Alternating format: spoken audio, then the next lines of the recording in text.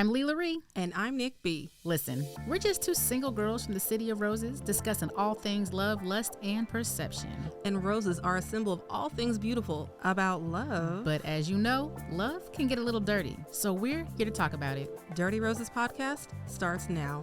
Hey, I'm LaRie. And I'm Nick B. And welcome back to Dirty Roses Podcast, Season 3.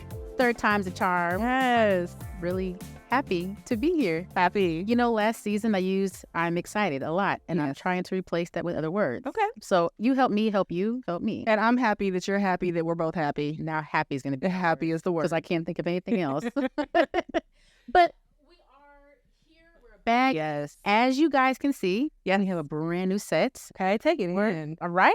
Taking the red casting couch. The casting couch. You know who said it. Nick B had to do a few things on his couch to get back on the show. Oh my God. It's red. It is red. Dirty Rose. Dirty couch.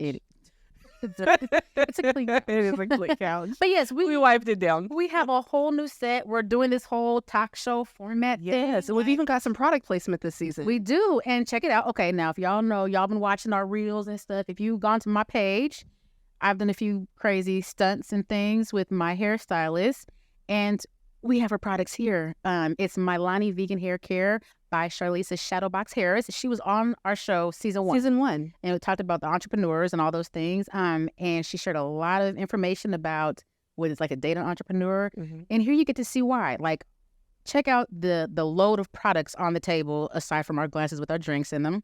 And Cheers. lipstick stains. And lipstick stains. There's that. But you can find her at, I believe, Mylani.com. Yeah. You can find her on social media, Shadowbox.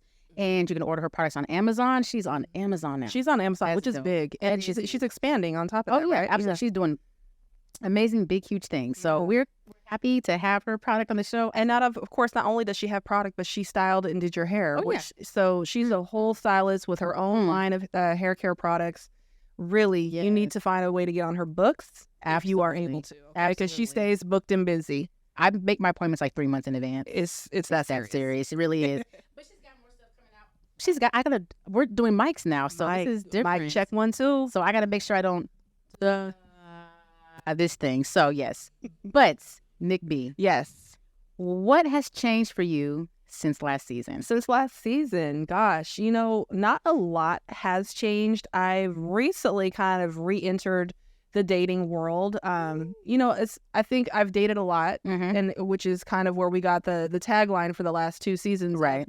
Habitual dater. But it's not really habitual in that regards. I actually took some time off, did some me work, which I think is really important when it comes to if you're ready to start to get back out there and date again. So I really have started to kind of entertain some real dating scenarios. Yeah. Met a couple guys online, no dates as of yet. Okay.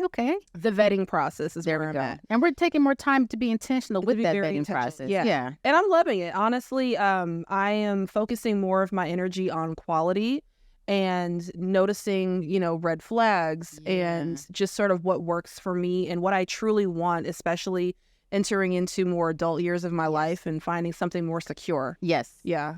What about, are you in the same spaces, new spaces? What's going on with season 2? As y'all heard, we have a new intro to our show. We took out the habitual dater. Yes. I'm no longer newly single. She's not. I'm pretty damn single at this point. Like, I'm just a regular single now, you know what I'm saying? So I'm not newly single. So I have been venturing out and doing some things and having a few mishap dates and things. I am now experiencing what all of my friends have experienced over the past several years. I cannot wait to hear those stories. And guess what, y'all? I am ready to share. I'm going to share these that's growth. dirty details. It is. That's growth. But I think I'm with you, Nick B, about the whole healing process and, the self-work, because for the first few months of me being single, I partied. I'm not going to lie. I kicked it. I did a whole bunch of, not to say sexually party. You were outside. But I was outside. I was drinking. I was kicking it. I was dancing and having a good old time. I ain't been outside in years. See, I stay in the house with my cats. We're not going to have no Smokey this season. Smokey will not be joining us this season, guys. As you can see, this is all in our beautiful set. Yeah. And unfortunately, Smokey is not welcome here. There is no spray bottle off camera. So a lot has changed for us. A lot has changed, but that means we're growing. Yes. I am I want to say that I am realizing also that I thought that I was like a single. Like I was like, I don't want to be in another relationship. I don't want any of that stuff. But I realized in talking with you and other people that I have learned that I'm actually just a very monogamous person. I can date. I realize I can date. I can talk to multiple people, but I don't think that I want to be invested in multiple people. Right. Which It's is tough. It is. It's a lot of energy to, I mean, first of all, you can't really give 100% to over many people. Right. Otherwise, no one's really getting 100% of your attention. Right. I don't want to fill a lot of cups. You don't want to fill, ain't nobody trying to fill no cups this season, okay? Right. All right. Nobody's trying to get cracked or fill cups. Okay? Oh, God. It's great. Listen to season 2 so you know what I mean. And it's funny that you say that. So I realized that each season we kind of have like a going theme. Yeah. Our first season was a lot about communication. Yep. Like everything we talked about was healthy communication, making sure you talk with your partner, having these conversations ahead of time before you date. In every single episode, it was about communication. Yeah. Season 2 was very much a vibe. It was like you're feeling the energies, you're feeling the, if it's a good connection. And every single guest we talked to, I swear, mentioned the word vibe. They did. And that essentially, I believe the word vibe today is being replaced by what we used to say chemistry. And I think ultimately people are looking for that chemistry that you can't quite place your finger on. And today we're calling chemistry vibe. That part. So you just kind of naturally you sort of know when someone is a natural fit for you. Right, exactly. And I feel like having reviewed what we're going to be talking about this season, I feel like we're in the healing part of our dating discussions. Yeah. I feel like we're going to get serious this season. We have a lot more serious topics this season. I mean, we always sprinkle a little bit of comedy, a little bit of inappropriateness, a little bit of ratchet, but we make a point. We do. To bring in professionals who can speak to the things that we cannot. Yes. Because it's important to provide balance and provide really good open feedback that taps into everything. And we took y'all's feedback. We talked to y'all out in the streets, on the social medias, on the phones. Surveyed. And we asked what y'all wanted to hear. And a lot of what y'all wanted to hear was about mental health, about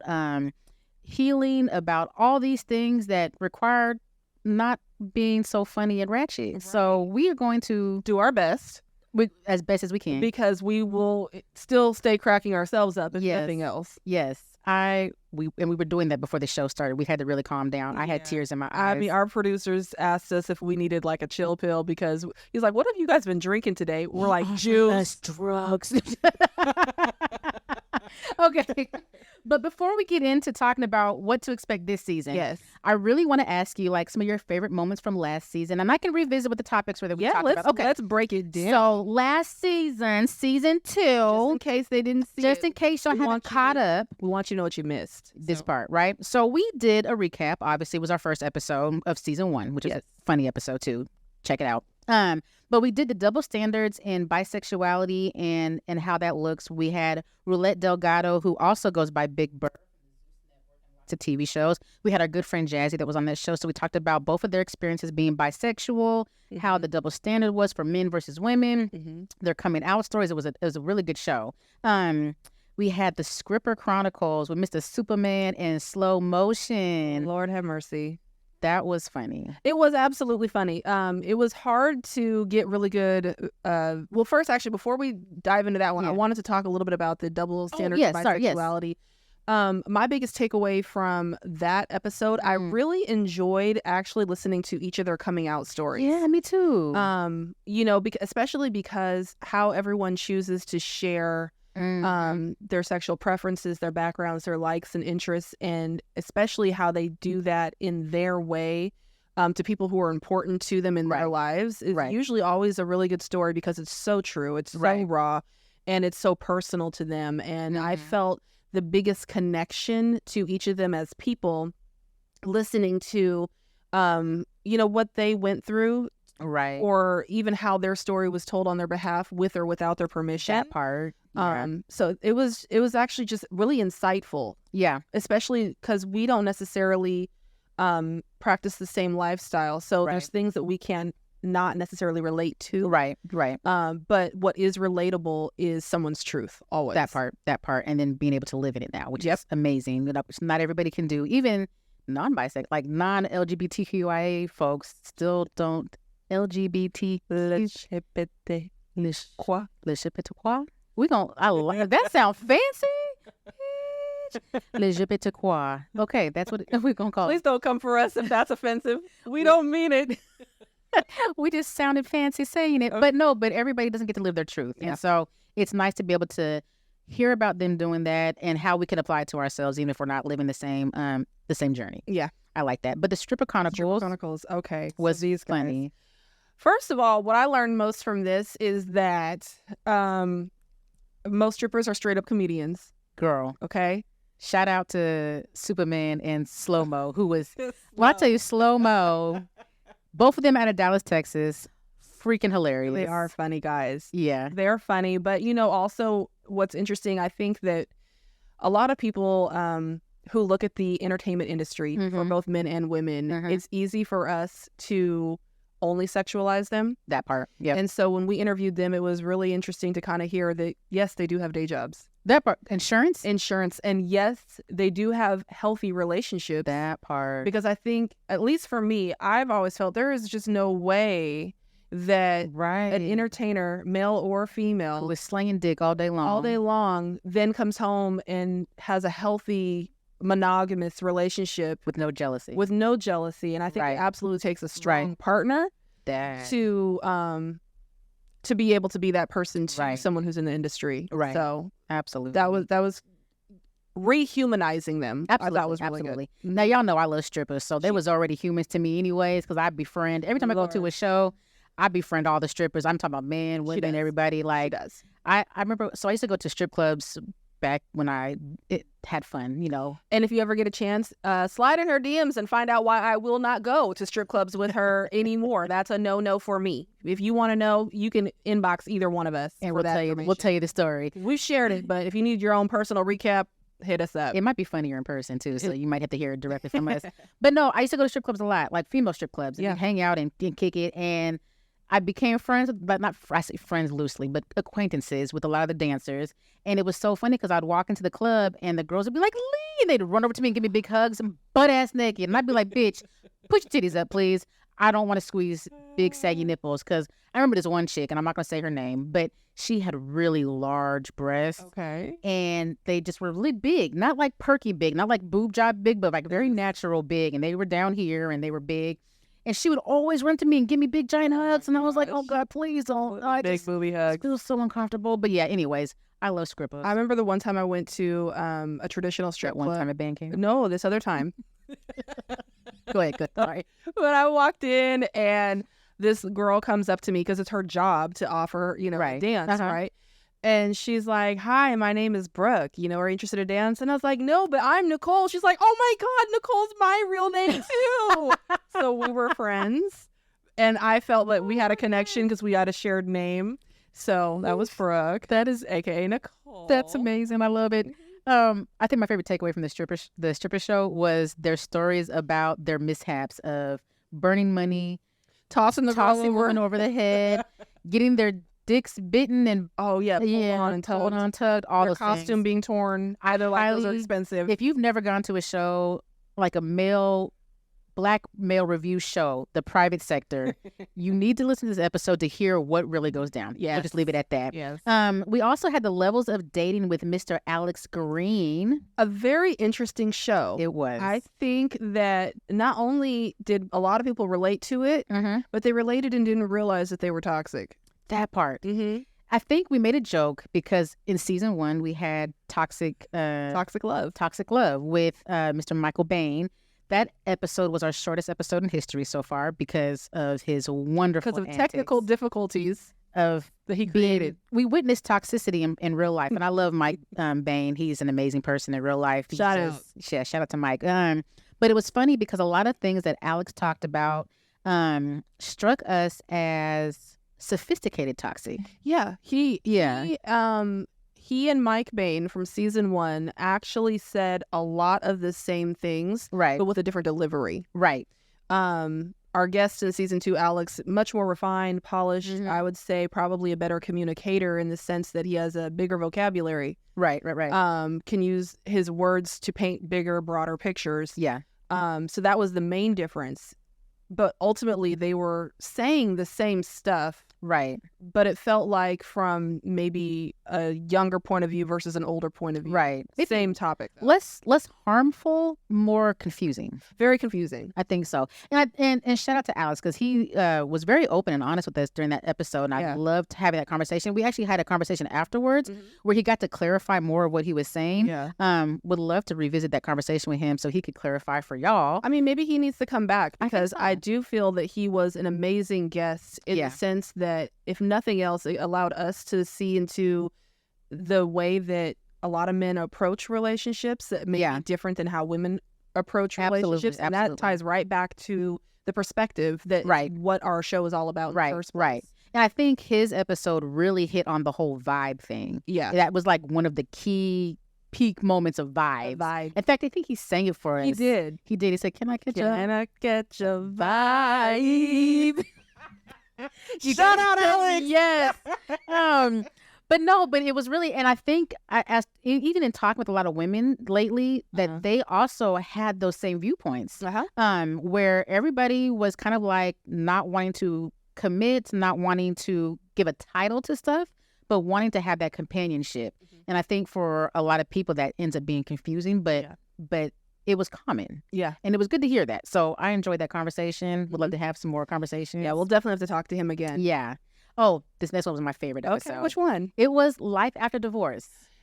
Besides the obvious that I'm that I'm divorced, I can relate to it very clearly. But Nick Watson, oh my God. Like, when I say that episode was so therapeutic on so many levels, it was really dope.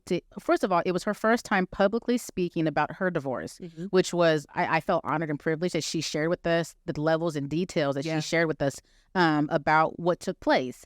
But her viewpoint, her healing journey, and everything that she shared with us was really like, I actually took a lot from that for my own personal healing. And it was like really fucking dope, honestly. Yeah, it ties back to the same point that I made about the double standards of bisexuality show, and that being raw and authentic with your truth is really what elevated her episode. Because even if you are not someone who's been married and then coming out of a divorce that you didn't see coming, you can still relate to hurt and betrayal, and thinking that you're secure in your relationship in one way, only to find out that that's not quite where the relationship making is. tacos and finding out you're about to get divorced.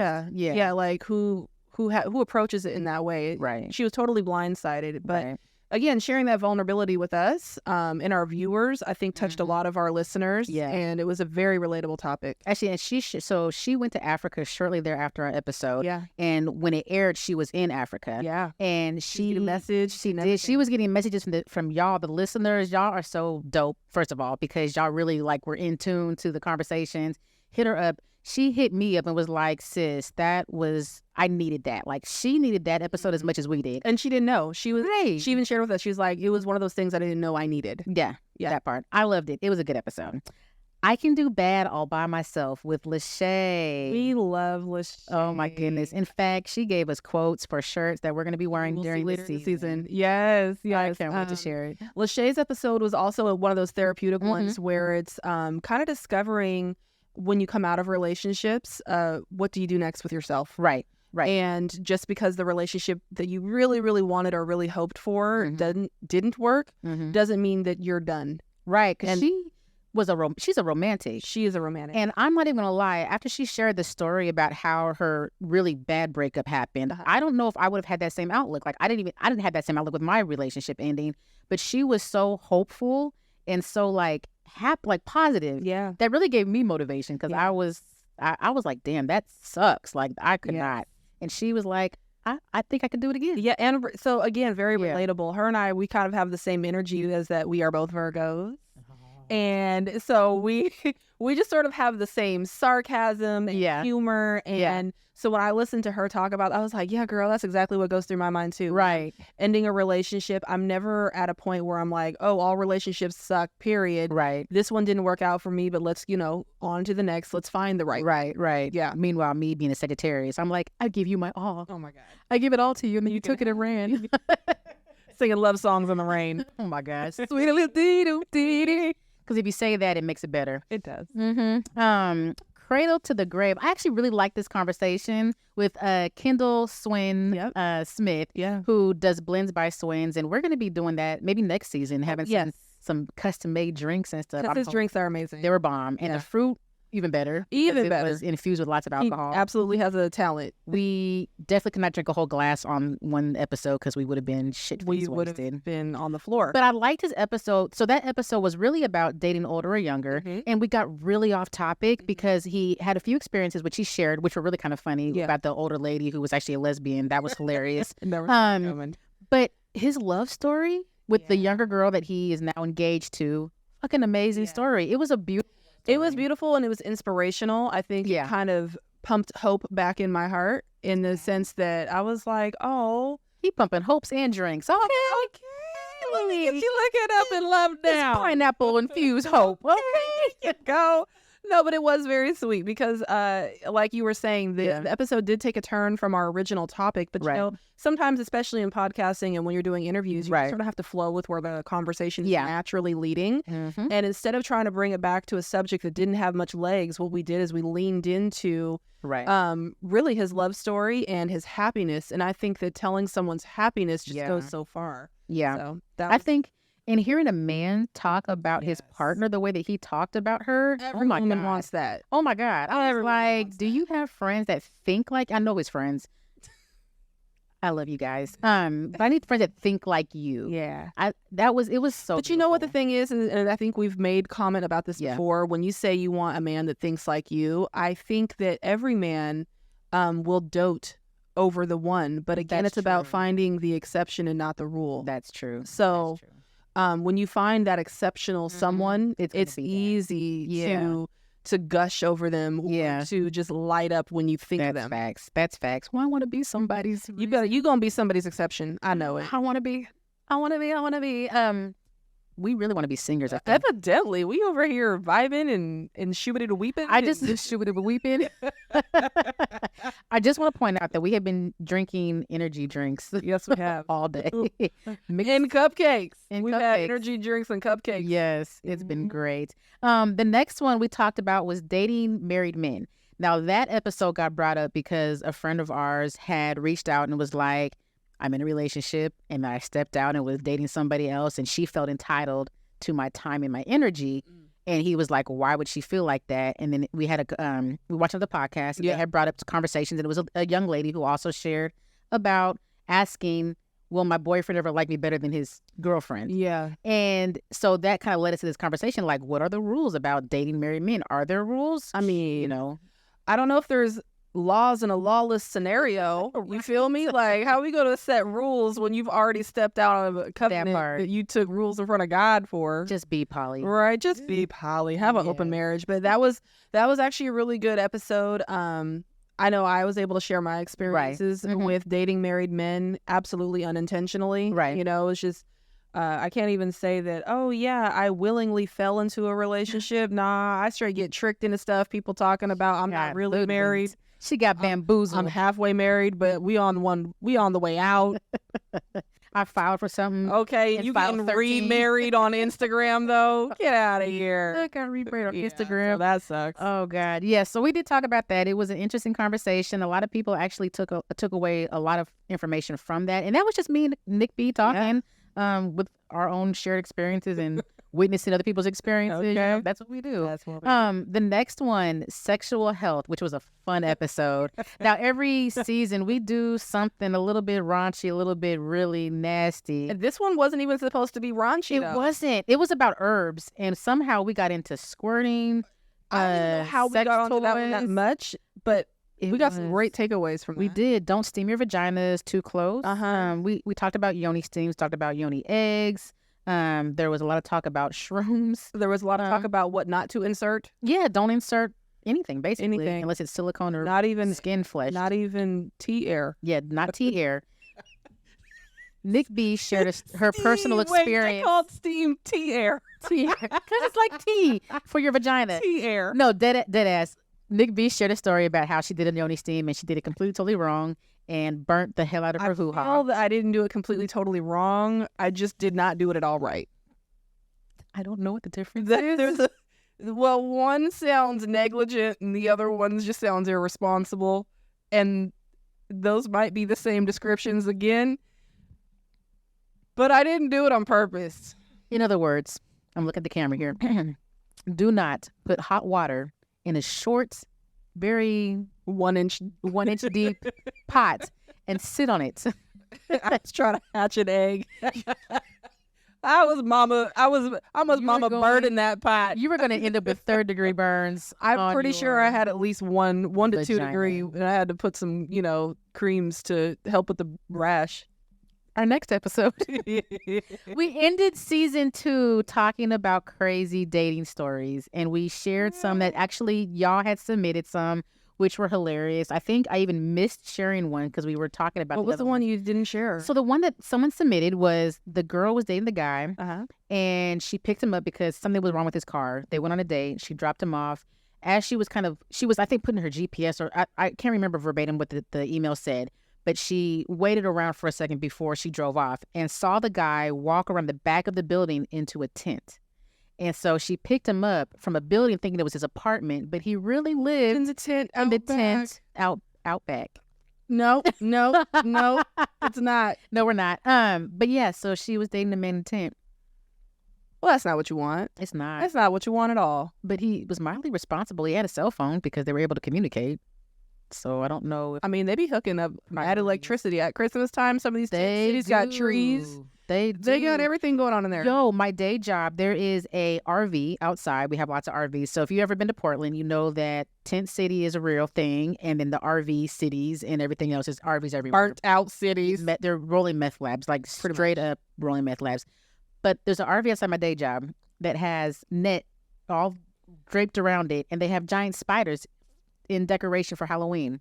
Oh, they're here for the season. They are so here for it. I don't know how you get donated decorations for your RV. You don't. Side, but you steal them from the stores that are leaving the city because of theft. That is very true. There we go. They went to Walmart and there you go. Factory store. There you go. Because both of those are closing. So that was how we wrapped up season 2. It was fun. It was exciting. We shared lots of good stories. Y'all got to hear a few of my stories. This season, you'll get to hear even more of my stories now that I have had time to actually dip my toes in the dating water. She done stepped in it, y'all. I did. It was like a step in a big-ass pile of fucking shit. There you go. It was glittery shit sometimes, wrapped in trips to places. Okay. We're going to get to that sometime in the season. Yeah. But this season, Nick B. What's coming up? We got tons of stuff. Okay. Red flags while dating. Oh. We're going to talk about the red flags, how to recognize them, what to do when you see them, what are red flags versus, possibly, all kinds of stuff. We're going to talk about that. We're going to put our own red flags, like what our red flags are. Love beyond the struggle. So talking about like living your life really harshly early on, and then how do you come out of that and find love and find happiness, find success. And we're going to talk about that. I can't wait for that episode. That sounds like it's going to be very relatable because I think everybody has been through something. Yeah. You know what I mean? So that's absolutely going to be relatable. Right. I think so too. Yeah. I like it. Maintaining a successful marriage, which I know nothing about. And I don't either. Okay? So I want to, and I know these guests personally for that episode. Yes. And I am really looking forward to learning how to get a man and keep a man and marry a man and then stay with that man and amen. Amen. All of that. I think I'm excited about that episode because I am going to get to apply the things that I know about my marriage and how it went well and how it didn't go well and see what they're doing to kind of keep it together and make it work. I think what I'm looking forward to also is understanding, or not really understanding, but maybe hearing what works for them and things don't work for them, but how they work through the hard times and stay with each other, stay faithful, stay engaged and encouraged and motivated. Right. And how they lasted through COVID, because I feel like everybody broke up and got divorced during COVID. Like, I mean, but COVID was an interesting thing because some people broke up and got divorced, but also some people really bonded over that time. That's true. I think that's true. There were a lot of relationships that began and ended. I want to say, why? I think because you have to be intentional during that time. Like, I think a lot of people who were together and married, like myself, you ended up being quarantined with people all day long with no escape. And I feel like you learned more about that person without having the time away. Question. Yes. Had COVID not happened, I don't know. would you and your husband still be married? I don't know. Because honestly. really, I think that's when your guys' relationship really was coming to an end. It was. And we talked a little bit about we talked a little bit about how things that you noticed in the beginning of your marriage Right. were always there. Right. And I'm curious if during COVID, if it was highlighted and heightened to the extent that it was like, it's a no for me going forward. I feel like it was. I feel like had we not been stuck in the house together 24/7 with the kids and all the things that got compiled because of COVID, we would have had outlets to kind of release and not focus on those negative things. And so it's very possible that I would have stayed in a toxic marriage still had COVID not happened. I mean, in a way, it's kind of a good thing that it happened because I think I'm happier and he's happier and we're not toxic together. Yeah. But I absolutely think that we might have figured, navigated it differently if we weren't stuck. But I think to that same counterpoint, people who were not together that came together and bonded during COVID, they got to be very intentional and learn all those things. And there were tons of quarantine babies that came up out of that. And them babies is Shout out to smart. Peter Jericho. He's got a whole song called Quarantine Baby. I'll leave a link on my page. Go ahead. Is he white? No. Oh, Peter Jericho? Yeah. That sounds very like Cameroon. WWE. Oh, okay, that makes sense. Now it sounds black again. Okay, gotcha. Full circle moment. Full circle. Okay. I feel so conflicted. Okay, lots of inside jokes here. So we got to maintain. Oh, so childhood trauma. Yes. Now this one might be like a super deep episode. Like I'm nervous. Are we gonna have a tissue on stand? We might need to. Oh, that would be a good prop. If anybody's interested in advertising with Dirty Roses podcast, get your product out there. Yeah. Let us know if you have a tissue company. Because we might need it. We might need it for some of these tear jerkers. Okay. I don't know. You've never seen us cry or be that serious on the episode. I wonder if that's because I'm a thug first, though, so I don't cry ever in life.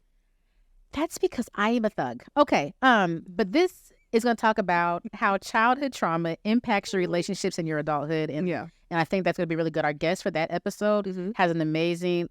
Well, that's a nice thing to say about childhood trauma. Like a really interesting story. Okay. I guess you could say. And how she's overcome that and recently got married as a older adult, I would say, because she's older than me. Okay. Or older than us. We're the same age. But it's interesting. Like, we'll get to talk about this. She's going to share a little bit about her story, her struggle, her journey, and how she's healed and how she's helping others heal. Okay. Which is amazing. So I'm looking forward to that. Religion in relationships. This one is going to be a good one. I think so. Especially because I feel that the era in which you and I grew up, 80s, I think that today in the 2020s, that society-wise has moved away from traditional religions. Right. And very prominent, dominant religions. And I find that people today define themselves as being more spiritual than religious, which ultimately are choices that they made as they got older and got to have an adult understanding of the religion that they were raised in, that they were then able to make a choice of what they believed versus what they were just taught. Yeah. Because that was their parents' belief. Right. So I think it will be a really interesting topic to see how religion and relationships played a part in her in her relationship and marriage and how she navigates. I am looking forward to talking about some of these I use religion as air quotes, or faith paths, or whatever, that tend to more traditionally be male dominated, and society deems them like where women are controlled. So the guest that we'll have is of Islamic belief, and so I know you and I have talked about our interactions with men of that faith, and how there's kind of a demeanor that they carry that feels a certain way. Yes. And I think we'll get to talk about that and kind of dispel some of the myths or even some of the stereotypes around that specific belief system and other ones that are similar to it. Yeah. And we'll share some stories that we've heard from other people during that episode too. Yeah. Different area codes. Hey, area codes. I got hoes. All right, dating in different area codes. So I have shared this numerous times that I prefer not to date within my city because it's a small pool. I know that you've been in different area codes. When I was younger, I liked the idea of dating in different area codes because I felt that for some reason I felt more mature. I don't know why. Like, oh yeah, he lives out of state, right? But as I've gotten older, I absolutely despise it. I have no interest, and we'll definitely dive into that in that episode. You'll have to stay tuned for it. But I for sure have opinions about dating outside of a 15-mile radius. I ain't trying to drive 45 minutes to get. However, to be fair, you live in a city that has a higher population of men that you would be interested in. Yes. So I think I would maybe feel that way if I lived in an area that had more than 6% of what I like. Is 6% just for the city limits or for the whole state? That's the whole state of black men here. What or black people. That's people, not even men. So that number's probably a lot less. So then let's say of that 6% for the whole state, I would say probably 4% of that 6 is women. Because there's more women than men. Right. So of the 2% that's left, 1% of them is probably gay or bisexual. Because we are a very friendly town. Yeah. So maybe they're not into women. Okay. So then of the 1% that's left, you then have to remove the fact that 50% of that 1% is probably either married, in a relationship, or your polyfuckery, or your family member. So that leaves you then less than 1% to find the one. Yeah, that's like a 0.5%. So I'm starting a rumor, you guys, that this one over here is moving to the greater Washington, D.C. area. Yeah, I've considered it. Yeah. Anyway, we'll talk about that later. All right. This one's going to be good. Okay. Redefining manhood and masculinity. I think we as women on this show talk a lot about our experiences, other women's experiences. We've had men on the show to talk about their shared experiences as well. But there are tons of questions, and a lot of the things that we discuss on social media wraps around what women think men think. Yeah. And we're unable to answer those questions. We can't do it. We're not experts on what men think. And you know what's funny, though? Don't you love how we will debate what men think when they tell us? Girl, you don't think that?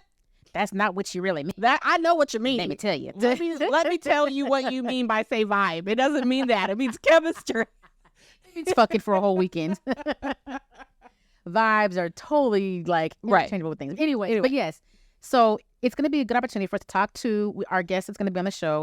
Was recently released from prison. He's going to share his story. We've also got a black male therapist, which is a first. It is. And I don't think we've had any male therapists on our show yet. So I'm so excited to see the lens of therapy through not only a man, but a black man. Right.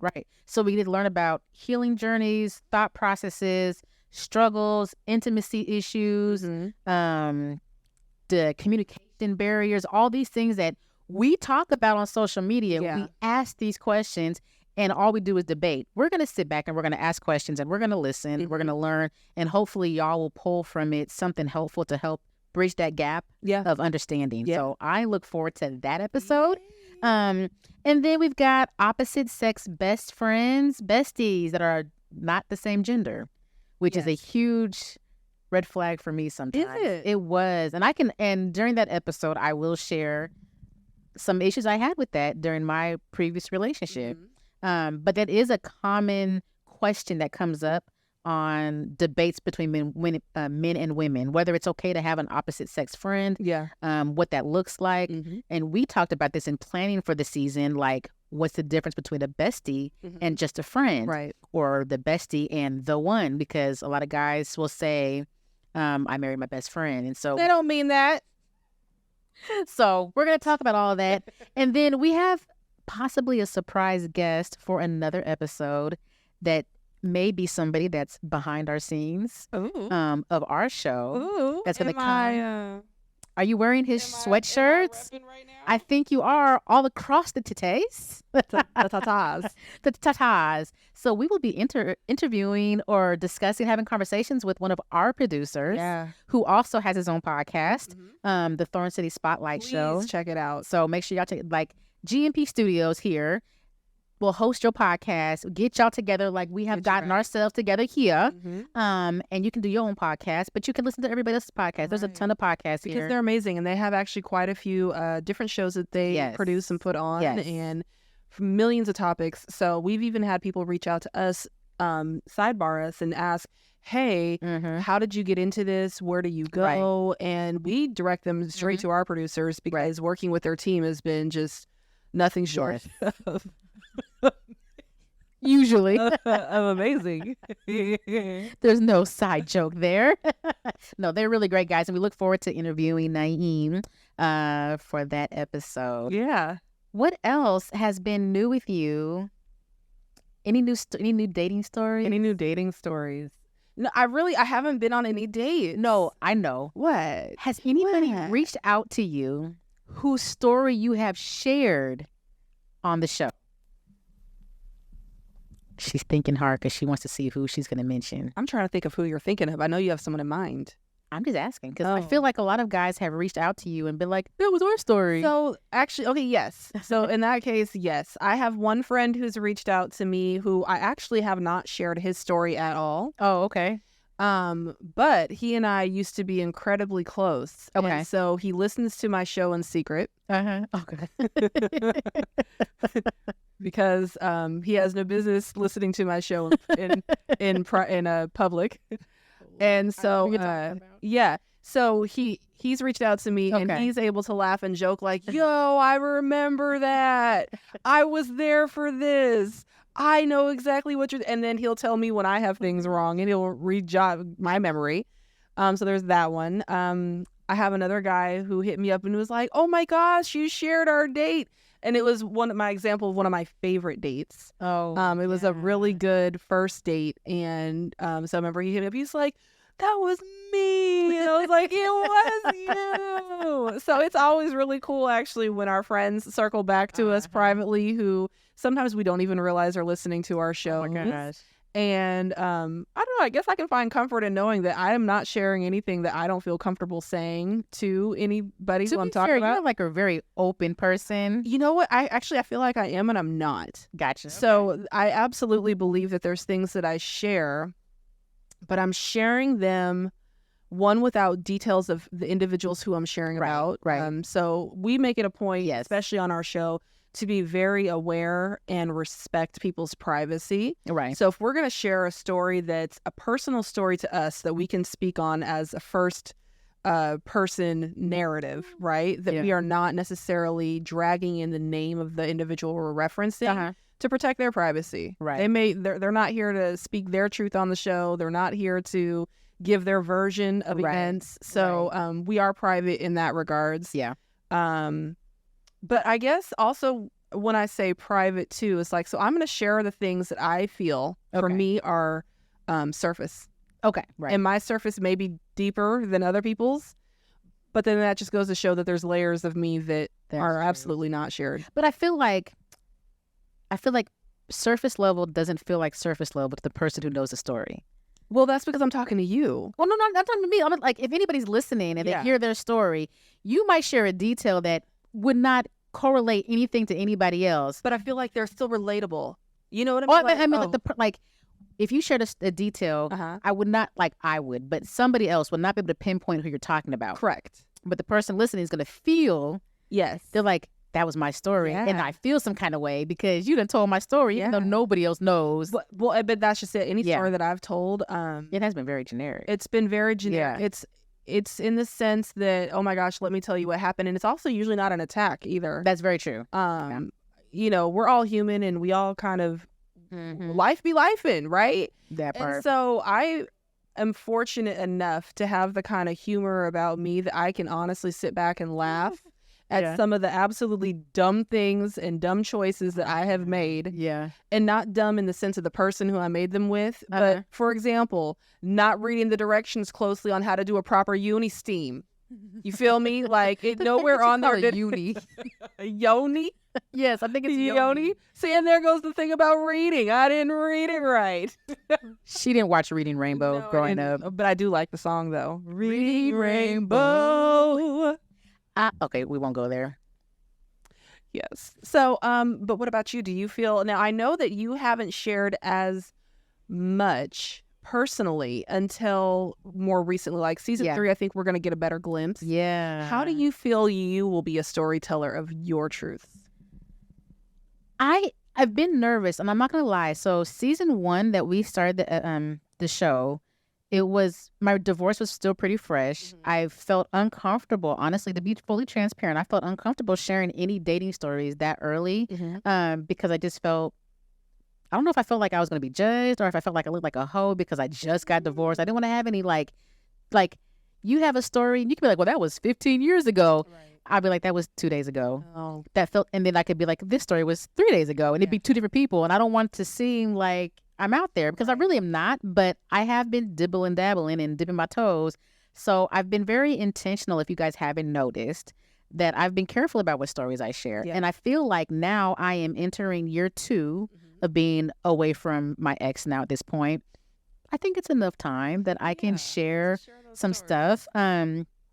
I think my stories are a little bit more offensive in a way to offensive to women. I get really bad experiences with men who don't respect women, and I don't find out until they say something really out of pocket. I've had a lot of I can give you a example. Yeah, let me give you an example. Okay, so there's a guy. Anyway. Just in case y'all don't know, we felt a little shake here. Scared.